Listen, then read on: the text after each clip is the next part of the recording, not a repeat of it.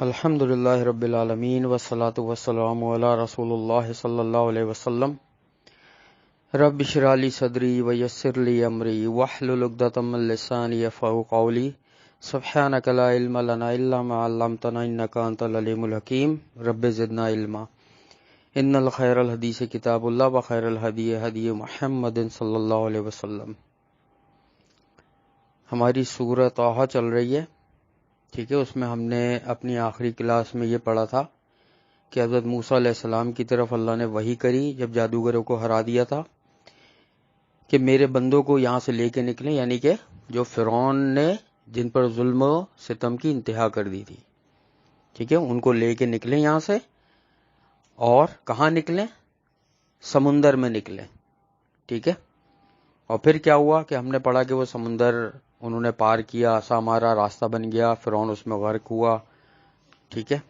اور آخری آیت جس کی ہم نے بہت تفصیل پڑھی تھی کہ گمراہ کیا فرعون نے اپنی قوم کو اور سیدھی راہ نہیں بتائی، جس پہ ہم نے یہ پڑھا تھا علماء کرام کی اہمیت اور فضیلت،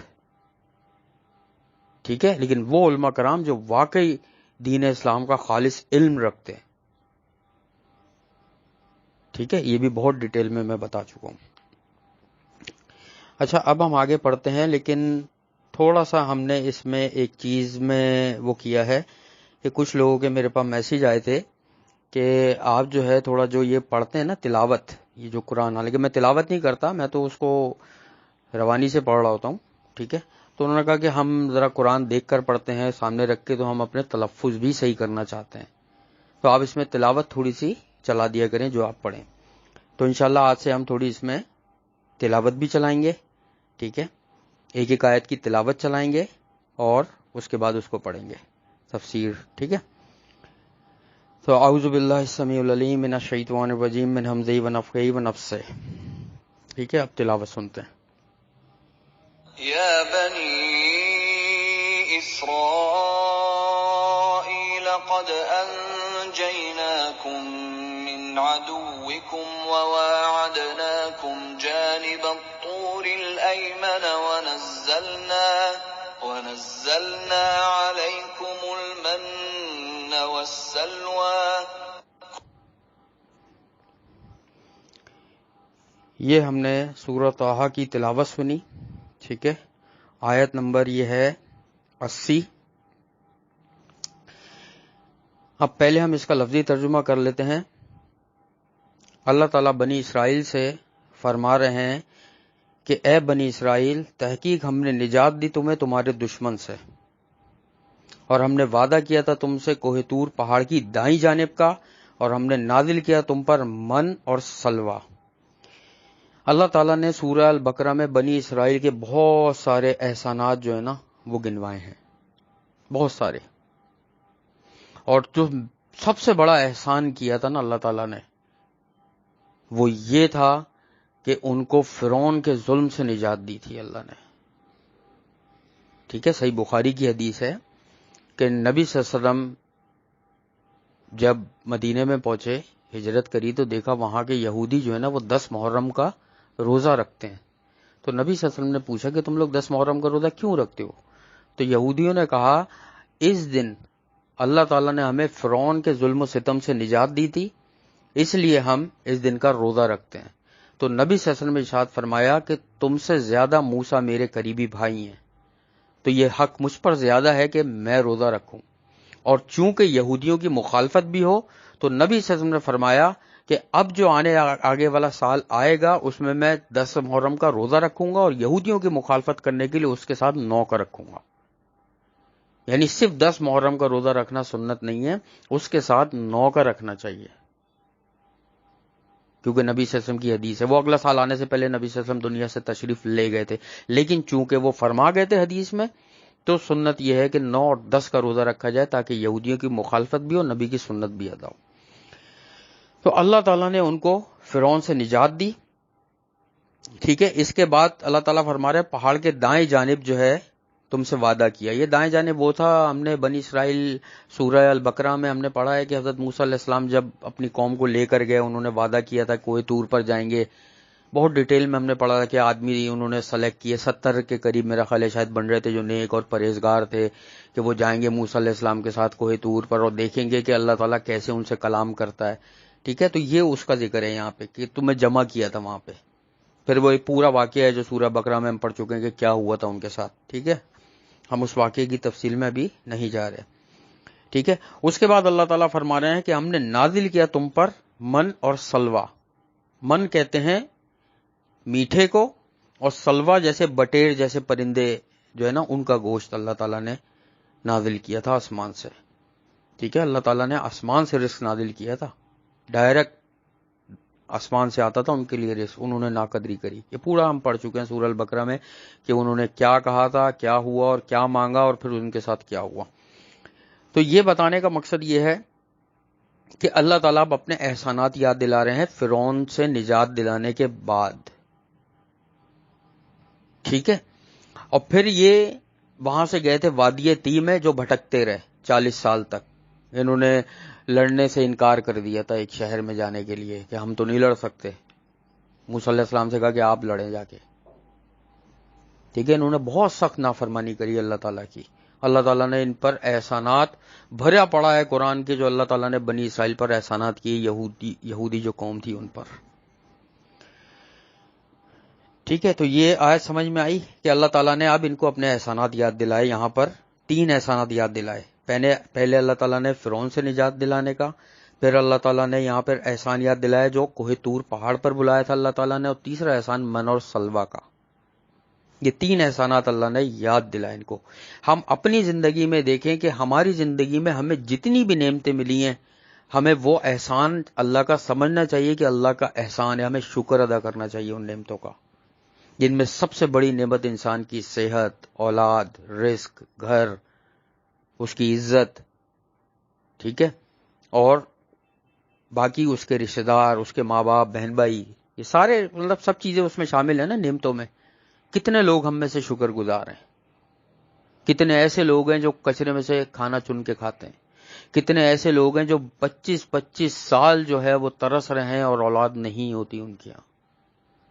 کتنے ایسے لوگ ہیں سالوں سے بے روزگار ہیں، کوشش کر رہے ہیں، جو کام کرتے ہیں وہ نہیں چلتا. ہمیں اپنے آپ کو سوچنا چاہیے. یہ واقعی حقیقت ہے کہ انسان کو جب نعمت ملتی ہے نا تو وہ اس کی قدر نہیں کرتا. نعمت کی قدر جب ہوتی ہے جب وہ چھن جاتی ہے. ہمارے سیکھنے کے لیے اس آیت میں یہ بات ہے کہ اللہ نے جو احسانات کیے تھے بہت بڑے احسانات تھے وہ بنی اسرائیل پہ، بہت زیادہ بڑے احسانات. ٹھیک ہے، ہم انشاءاللہ چلتے ہیں اگلی آیت کی طرف. ٹھیک ہے، اور اگلی آیت کی طرف جانے سے پہلے انشاءاللہ اس کی ہم قرأت سنتے ہیں. كلوا من طيبات ما رزقناكم ولا تطغوا فيه فيحل عليكم غضبي ومن يحلل عليه غضبي فقد هوى. اب اللہ تعالیٰ اس آیت میں ارشاد فرما رہے ہیں کلو، تم کھاؤ، من طیبات، پاکیزہ چیزوں میں سے، جو کہ رزق دیا ہے تمہیں اللہ نے جو تمہیں رزق دیا ہے ان میں سے پاکیزہ چیزوں میں سے کھاؤ. ٹھیک ہے، اور تم سرکشی نہیں کرو اس میں، ورنہ اترے گا تم پر میرا غضب، اور وہ شخص کہ اترے اس پر میرا غضب تو یقیناً وہ تباہ ہو گیا. بہت ہی زیادہ اس میں ہمارے لیے سیکھنے والی باتیں ہیں، اور میرا زیادہ تر ٹائم اسی آیت پہ بھی لگنے والا ہے کہ اللہ تعالیٰ فرما رہے ہیں. پہلے میں سلیس اردو میں اس کو سمجھاتا ہوں کہ تم پاکیزہ چیزوں میں سے کھاؤ جو بھی اللہ تعالیٰ نے تمہیں رزق دی ہیں، سرکشی نہ کرو یعنی اللہ کی نافرمانی نہ کرو. ٹھیک ہے، ورنہ اللہ کا غضب اترے گا، اور اللہ کا غضب جس شخص پر اترے گا تو یقیناً وہ تباہ ہو گیا. اب دیکھو اللہ تعالیٰ نے پہلی چیز یہاں پر وعدے کری ہے، کھاؤ پیو اللہ کی پاکیزہ چیزوں میں سے، اللہ کی پاکیزہ چیزوں میں سے کھاؤ. کیا صرف سودا تول کر بیچنا ہی ایمانداری ہے؟ کیا جھوٹ سے بچ کر، اگر سمجھو جھوٹ بول کر بیچنا، تو چلو لوگ جو سمجھتے ہیں جھوٹ بول کر بیچنا جو ہے وہ ناجائز اور حرام آمدنی کی طرف چلا جاتا. تو میں ابھی سوال یہ کر رہا ہوں، کیا سچ بول کر بیچنا ہی ایمانداری ہے صرف؟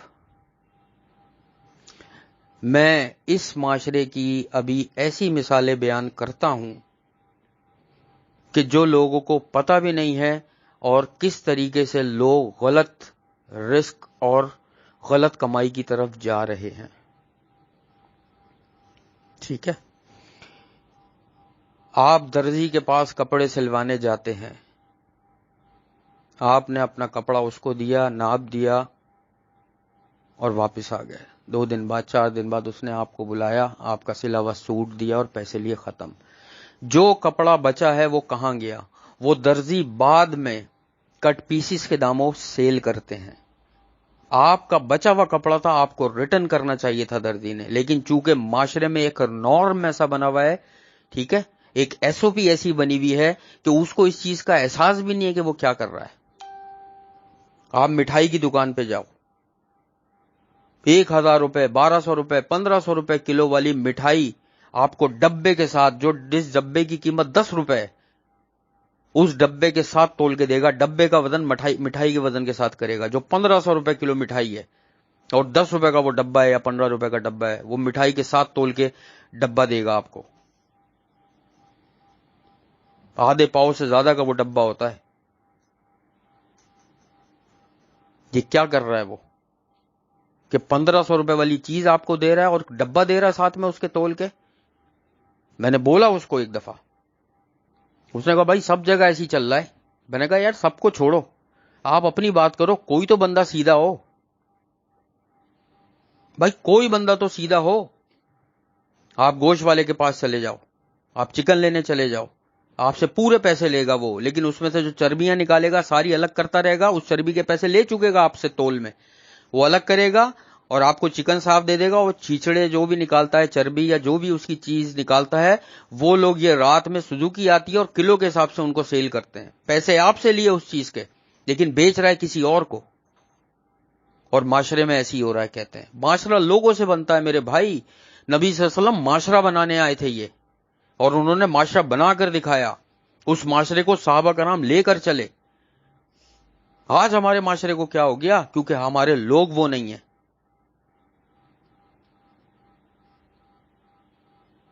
ابھی وہ کسی بچی کی ویڈیو وائرل ہوئی ہے کہ وہ پتہ نہیں کون سے انڈین گانے پہ اس نے ناچا ہے اور سب کچھ ہے. 10 ملین 20 ملین ویوز تک اس کے پہنچ گئے، ٹی وی پہ آ گئی وہ.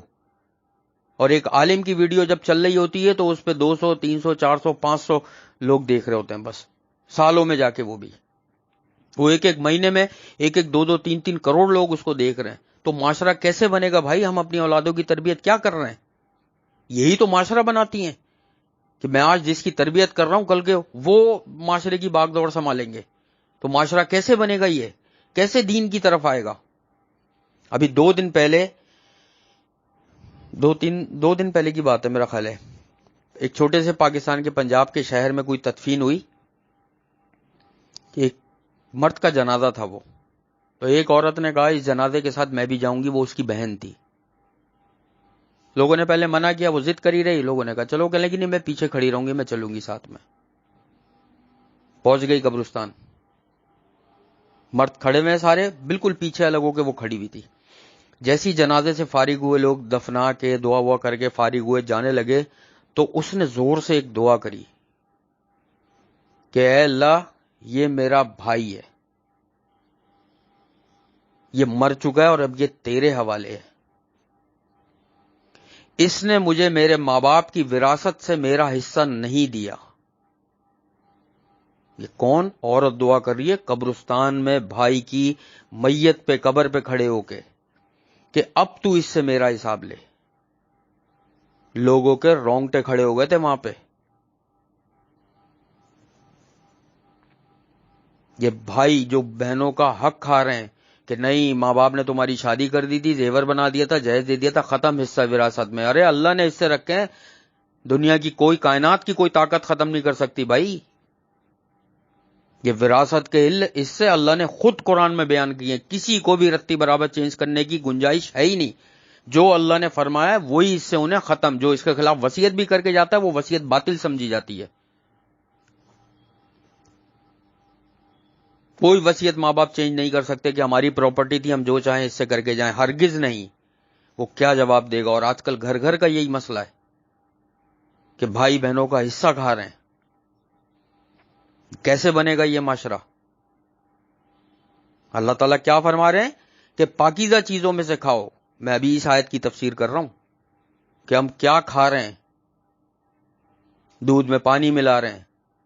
سبزی لینے چلی جاؤ، فروٹ لینے چلی جاؤ، اچھے اچھے فروٹ جو ہے نا وہ اوپر دکھانے کے لیے رکھے ہوئے ہوتے ہیں. جب آپ اس سے بولو کلو 2 کلو دے تو نیچے سے نکال کے دیتے ہیں سڑے ہوئے خراب چھوٹے چھوٹے. یہ کس کو دھوکہ دے رہے ہیں لوگ؟ ہم لوگ، ہم ہی ہے نا. معاشرہ ہم سے بنا ہوا ہے نا. ہم کس کو دھوکہ دے رہے ہیں؟ معاشرہ بنتا ہے انسان کے کردار سے کہ اس کا کردار کیا ہونا چاہیے معاشرے میں.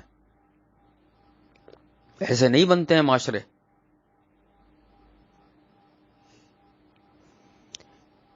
اٹھا کے پڑھ لو ہسٹری، زیادہ پرانی بات بھی نہیں ہے. 1973 1973 جب عرب نے اسرائیل کا پیٹرول بند کر دیا تھا. اسرائیل کی وزیر اعظم اس وقت ایک عورت تھی. یہ CNN پہ آ چکی ہے رپورٹ. ایک عورت تھی، اس نے یہ فیصلہ کیا کہ ہم کوئی بھی عیاشی والی چیز استعمال نہیں کریں گے. ہم سوکھی روٹی کو پانی میں ڈبو کے کھائیں گے، لیکن ہم پیسہ بچائیں گے اور اسلحہ خریدیں گے اور ہم عربوں سے لڑیں گے. ان کی کانفرنس ہوئی تھی اسرائیل میں، اسمبلی میں. اس نے پتہ ہے اس عورت نے کیا کہا؟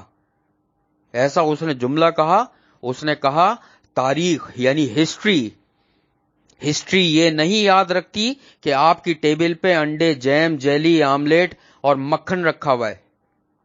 یہ اس کے اپنے الفاظ تھے. ہسٹری یہ یاد رکھتی ہے کہ آپ نے فتوحات کتنی کری ہیں، آپ نے ملک فتح کیے اور کیا آپ نے جیتا کہاں سے. اور اٹھا کے پڑھ لو ہسٹری کہ اسرائیل نے پیسہ جمع کیا، ہتھیار خریدے اور عربوں سے جنگ کری اور بہترین فتح ہوئی اور پیٹرول حاصل کیا. آج مسلمانوں کو کیا ہو گیا؟ ہم اپنی اولاد کو کیا تربیت دے رہے ہیں؟ صرف پیسہ کمانا، اچھا پڑھنا، اچھی نوکریاں، اچھا کاروبار، اچھی گاڑی، اچھا اسٹیٹس، اچھا مکان، بس. معاشرے کیسے بنیں گے بھائیوں؟ معاشرے کیسے بنیں گے؟ گھر گھر ساس بہو کی لڑائی ہو رہی ہے. ساس نے بہو کو کبھی اپنی بیٹی سمجھا ہی نہیں. اب جب اس کی بیٹی وہاں جا رہی ہوتی ہے تو وہ ساس نہیں سمجھتی. کیوں ایسا ہے؟ ایک عورت شادی ہو کر آ رہی ہے تو اس کو سوچنا چاہیے وہ جس گھر میں آ رہی ہے اس کا جو شوہر ہے وہ پہلے اپنی ماں کا بیٹا ہے، پھر اس کا شوہر ہے. ایک صحابی نے نبی صلی اللہ علیہ وسلم سے پوچھا تھا کہ مجھ پر سب سے زیادہ حق کس کا ہے؟ نبی صلی اللہ علیہ وسلم نے فرمایا تیری ماں کا. انہوں نے پھر پوچھا اس کے بعد کس کا ہے؟ نبی صلی اللہ علیہ وسلم نے فرمایا پھر تیری ماں کا. پھر پوچھا کس کا ہے؟ نبی صلی اللہ علیہ وسلم نے فرمایا تیری ماں کا. پھر پوچھا، چوتھی دفعہ پوچھا کس کا ہے؟ نبی صلی اللہ علیہ وسلم نے فرمایا تیرے باپ کا. یہ صحیح حدیث ہے بالکل. ماں کا حق 75% ہے کیونکہ ماں نے پیدا کیا ہوتا ہے اس کو. اور وہی اولادیں شادی کے بعد ماں باپ کو چھوڑ کر کہیں اور چلی جاتی ہیں اور ماں باپ بےچارے بڑھاپے میں بے سہارا رہتے ہیں. کتنے افسوس کی بات ہے. معاشرے بنتے ہیں ایسے. ہم تو نہ دین چلا رہے ہیں نہ دنیا چلا رہے ہیں. ہم تو اپنے گھر تک نہیں چلا پا رہے ہیں.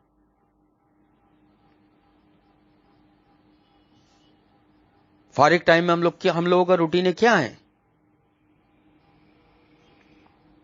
اٹھا کے پڑھو طارق بن زیاد کی کہانی کہ جب اسپین کے ایک محل میں ایک لڑکی کی عزت کو داغدار کیا گیا، اس نے موسیٰ بن نصیر کو اپنے باپ سے کہہ کے خط لکھوایا.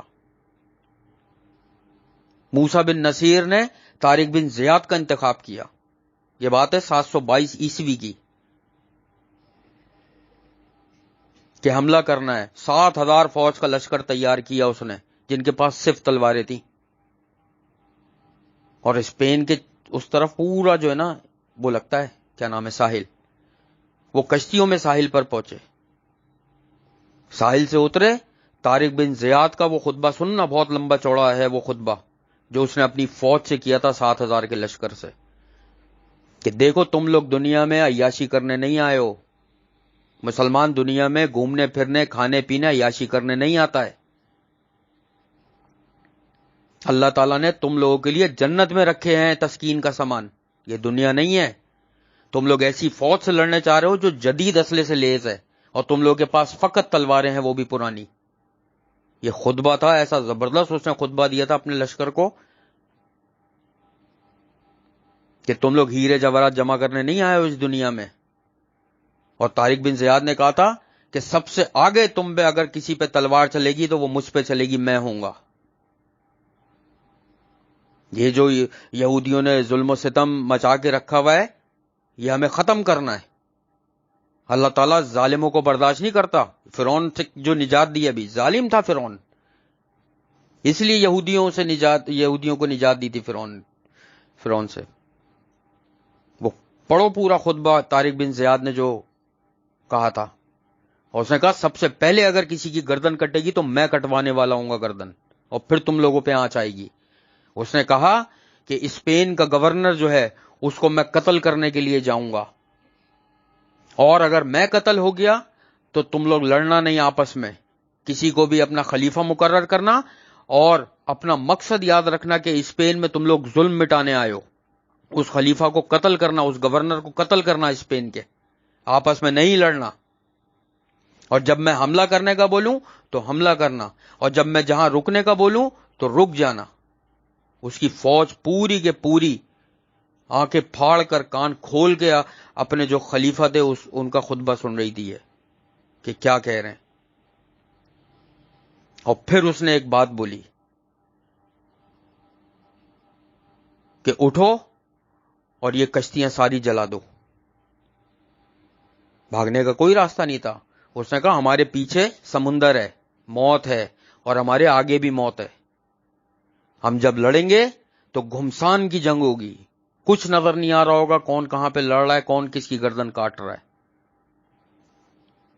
کشتیاں جلا دو، یا تو ہم شہید ہوں گے یا فتح حاصل کریں گے. اس نے کشتیاں جلوا دی تھی، اور اس کی فوج جو 7,000 کا لشکر تھا وہ آگے بڑھایا تھا انہوں نے قدم. اور انہوں نے کہا تھا کہ آپ کیا یہ سمجھتے ہیں کہ ہم بھاگیں گے یہاں سے؟ ہرگز نہیں، جو آپ کہیں گے ہم وہ کریں گے. اور اٹھا کے دیکھو کہ اسپین کتنی زبردست طریقے سے فتح کیا تھا، پورا اسپین مسلمانوں کے پاس آ گیا تھا. ہمارے تو یہ سلف صالحین ہیں، یہ لوگ ہیں کہ ہمیں جن سے سیکھنا ہے. 2012 میں، ابھی 2012 گزرا ہے، 10 سال پہلے، کیونکہ اسپین یورپین یونین کا حصہ ہے، تو انگلینڈ نے 5 پاؤنڈ کا ایک نوٹ جاری کیا جس پہ طارق بن زیاد کی تصویر لگا کے اسپین کو بھیجا تھا. اپنا ہیرو تو انہوں نے بنایا ہے، ہم نے کیا بنایا، کس کو ہیرو بنایا ہے؟ ہم فلمیں، ڈرامے، گانے ان سے باہر نکلیں تو ہم کسی کو ہیرو بنائیں نا. ہم اولاد کی تربیت کیا کریں گے؟ وہ مائیں الگ تھیں جو مجاہد اور غازی بچوں کو پیدا کرتی تھیں. آج دیکھ لو، گھر گھر سے گانے کی آوازیں آ رہی ہیں، آپس میں ہی تفرقہ ڈالا ہوا ہے. یہ صرف اس آیت کی تفسیر بتا رہا ہوں کہ حلال چیزوں میں سے کھاؤ ورنہ اللہ کا غضب آئے گا. آج ہمارے معاشرے کا کیوں برا حال ہے؟ مسلمان پستی کی طرف جاتے چلے جا رہے ہیں. وہ صرف اور صرف اس وجہ سے کہ ہمارے پاس سوائے پیسہ کمانے کے اور کوئی مقصد نہیں ہے اس دنیا میں. آپ دین اسلام اٹھا کے تو پڑھو، اتنا شاندار دین ہے، ایسا رہن سہن کا طریقہ بتاتا ہے کہ پوری دنیا میں اس جیسا کوئی دین نہیں ہو سکتا. اور جس نے اس دین پر عمل کیا اللہ تعالیٰ نے اس کو آسمان تک پہنچا دیا. صحابہ کرام کیسے پہاڑوں کی چوٹیوں کی بلندیوں تک پہنچ گئے تھے اپنے کردار کے ساتھ. وہ اس قرآن کو، نبی صلی اللہ علیہ وسلم کی سنت کو لے کے چل رہے تھے. آج ہم کیا کر رہے ہیں؟ جلن، حسد، بغض.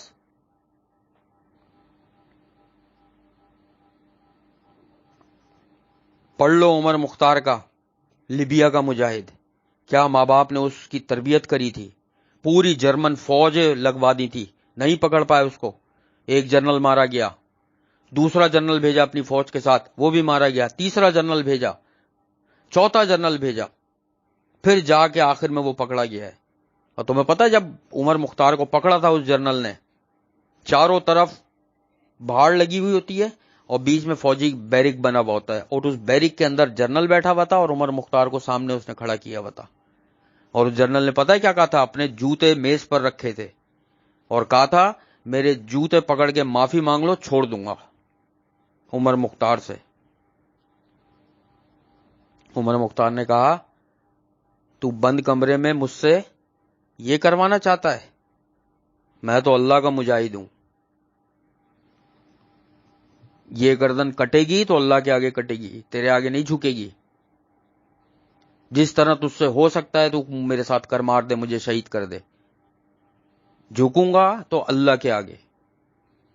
شہید کر دیا تھا اس کو. ہم لوگ کیا سیکھ رہے ہیں؟ ہمارے گھر دیکھو، ہمارے معاملات دیکھو، اپنا ہر معاملہ ہمیں قرآن و حدیث کے مطابق طے کرنا چاہیے.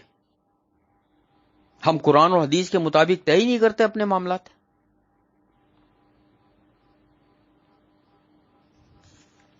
اور اللہ کی شان دیکھو کہ اللہ تعالیٰ نے پورے قرآن میں جہاں کہیں بھی گناہوں کا ذکر کیا ہے، جہاں کہیں بھی گناہوں کا اللہ نے ذکر کیا ہے، وہاں اس کے بعد اللہ تعالیٰ نے اپنی رحمت کا ذکر کیا ہے. ٹھیک ہے، جیسے اب ہم اگلی آیت پڑھتے ہیں انشاءاللہ، اس میں دیکھتے ہیں کہ اللہ تعالیٰ کیا ارشاد فرما رہے ہیں.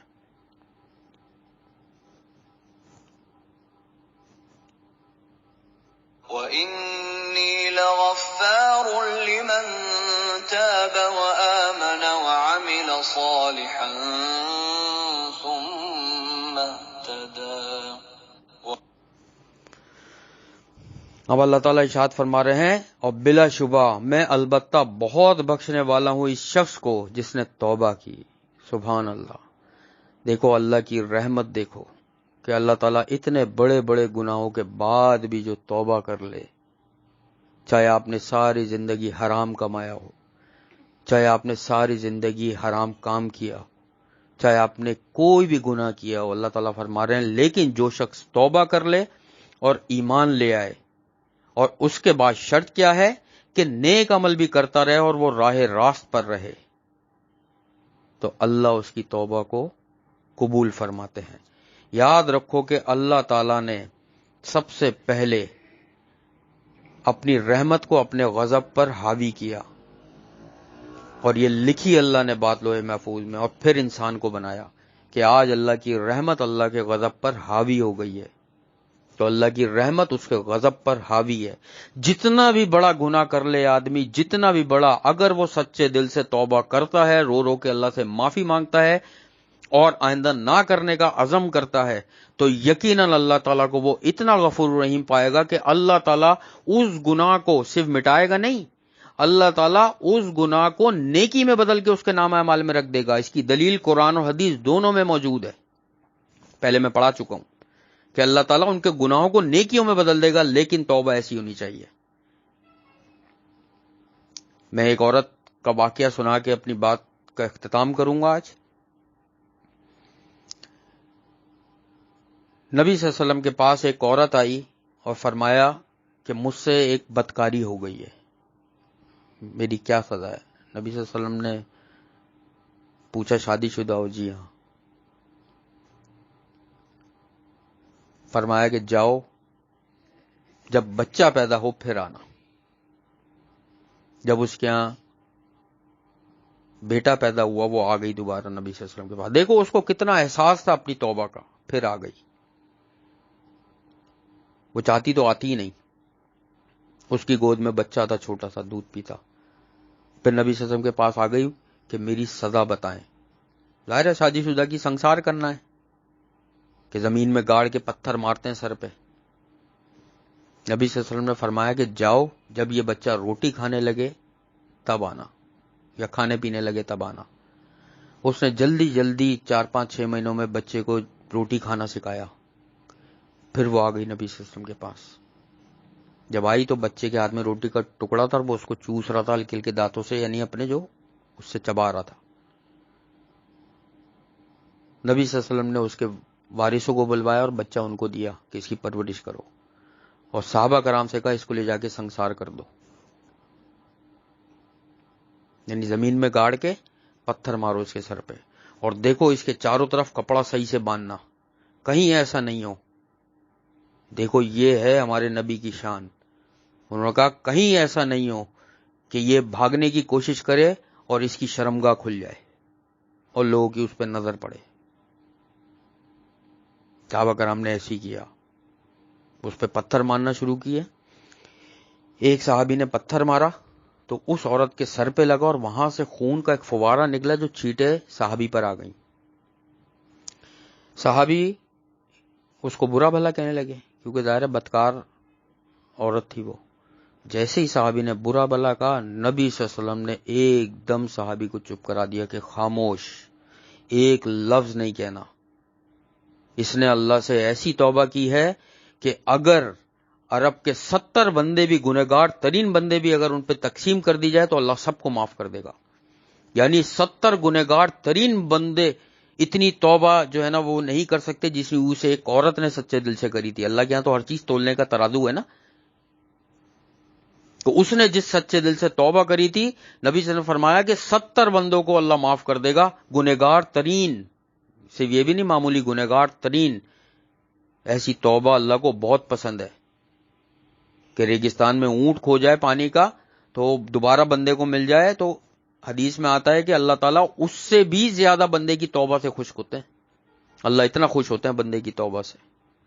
تو بھائی توبہ استغفار ہر ایک کو کرنی چاہیے، ٹھیک ہے؟ جو بھی آدمی کے گناہ روز مرہ کی زندگی میں ہو رہے ہوتے ہیں، اللہ تعالیٰ ایک نماز سے دوسرے نماز کے بیچ میں معاف کر دیتا ہے ان کو، توبہ استغفار سے معاف کر دیتا ہے، اچھے اخلاق سے معاف کر دیتا ہے، اور اسی سے معاشرہ بنتا ہے بیٹا۔ معاشرے ایسے نہیں بنتے، محنت کرنی پڑتی ہے، اپنے آپ کو بری چیزوں سے روکنا پڑتا ہے، اپنی زبان کو کنٹرول کرنا پڑتا ہے، اپنے کردار کو بلند کرنا پڑتا ہے، دوسرے کے بچوں کو اپنا بچہ سمجھنا پڑتا ہے، دوسرے کی بیٹی کسی گھر سے بہو بن کر آئے اس کو بیٹی اپنی سمجھنا پڑتا ہے، اس لڑکی کو بھی جو اس کی ساس ہوتی ہے اپنی ماں کا درجہ دینا پڑتا ہے۔ تو معاشرے بنتے ہیں، اور وہ ایسے معاشرے بنتے ہیں کہ ان معاشروں کا کوئی کچھ نہیں بگاڑ سکتا۔ اللہ تعالیٰ سے دعا ہے اللہ تعالیٰ ہمیں ایسے ہی معاشرہ بنانے کی توفیق عطا فرمائے۔ یا حیو یا قیوم برحمتک استغیث، اللہم صلی علی محمد وعلی آل محمد۔ یا اللہ جو کچھ بھی ہم نے تیرے کلام سے پڑھا ہے یا اللہ ہمیں اس پر عمل کرنے کی توفیق عطا فرما دے۔ اے میرے اللہ قرآن پاک کو ہمارے دلوں کے لیے ہدایت اور نماز کو ہماری آنکھوں کی ٹھنڈک بنا دیجئے۔ تو ہمیں مسجد آباد کرنے والوں میں شامل فرما دیجئے، تو ہمیں اپنے شکر گزار اور عبادت گزار بندوں میں شامل فرما دیجئے، ہم سب کے تمام صغیرہ کبیرہ گناہوں کو معاف فرما دیجئے، ہمارے والدین، بہن بھائی، رشتہ دار، پڑوسی اور جتنے بھی سننے والے ہیں یا اللہ جو یہ قرآن سنتے ہیں، تفسیر سنتے ہیں، ان سب کی تمام مشکلات، پریشانیاں، بیماریاں اور آزمائشوں کو دور فرما دے اللہ، سب کے گھروں میں بے حساب برکتیں عطا فرما دے اللہ، سب کی زندگیوں میں، سب کی اولادوں میں اور سب کے کاروبار اور نوکریوں میں بے حساب برکتیں عطا فرما دیجئے اور اس میں حلال طریقے سے اضافہ فرما دیجئے میرے اللہ۔ آخرت میں ہمارا حساب کتاب انبیاء، شہداء، صدیقین، سلف صالحین اور علماء کرام کے ساتھ فرما دیجیے گا۔ ہمیں نبی صلی اللہ علیہ وسلم کا ساتھ، ان کی شفاعت اور ان کے ہاتھوں سے آب کوثر نصیب فرما دیجیے گا۔ ہم سب کو اور ہمارے والدین اور تمام سننے والوں کو ان 70,000 لوگوں میں شامل فرما دیجیے گا جو بغیر حساب کتاب کے تیری رحمت سے جنت الفردوس میں جائیں گے۔ اللہم انا نسألوک الہدی والتقی والعفاف والغنی، اللہم اکفنی بحلالک عن حرامک واغننی بفضلک عمن سواک، رب ارحمہما کما ربیانی صغیرا، رب انی لما انزلت الی من خیر فقیر۔ اللہم انی اعوذ بک من زوال نعمتک وتحویل عافیتک وفجاءت نقمتک وجمیع سخطک۔ اللہم انا نسألوک الجنۃ الفردوس وقنا عذاب النار۔ اللہم انا نسألوک الجنۃ الفردوس وقنا عذاب النار۔ اللہم انا نسألوک الجنۃ الفردوس وقنا عذاب النار۔ ربنا تقبل منا انک انت السمیع العلیم وتب علینا انک انت التواب الرحیم۔ سبحان اللہ عما یصفون وسلام علی المرسلین والحمد للہ رب العالمین۔ آمین ثم آمین، اللہم آمین۔ سبحانک اللہم و بحمدک نشہد ان لا الہ الا انت نستغفرک و نتوب الیک۔ السلام علیکم ورحمۃ اللہ وبرکاتہ۔